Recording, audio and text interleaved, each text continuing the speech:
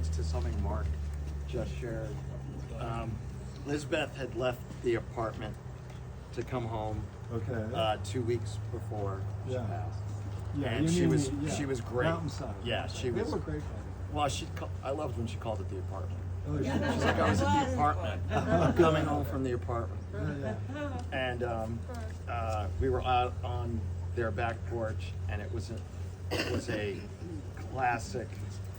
It's the kind of Catskill summer day you dream about when you're not here. And it was dry and it was quiet, and you would hear little bugs, and she was in great energy.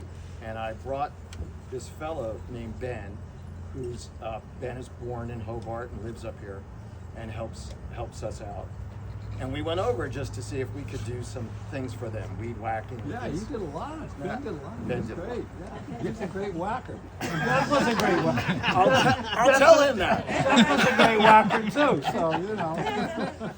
So we're on the porch, and we're having coffee or something, some snack, and Ben's working.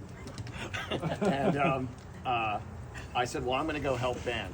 And she said, she leaned over, she goes, could you do me a favor? And she said, look over here. And she walked to the little steps that go down to your old side yard. I still think of it as yours too. And it was the table's against your living room window. Yeah.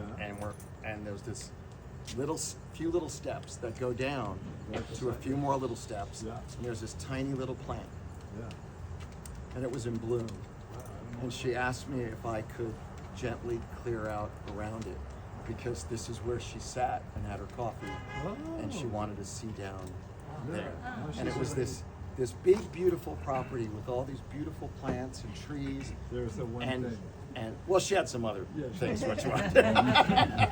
But it was just such a beautiful moment, and I loved, knowing this woman and how she paints, and just the eye of the artist, and that little sight line, and how important it was to her in that moment, and it was so small. Yeah.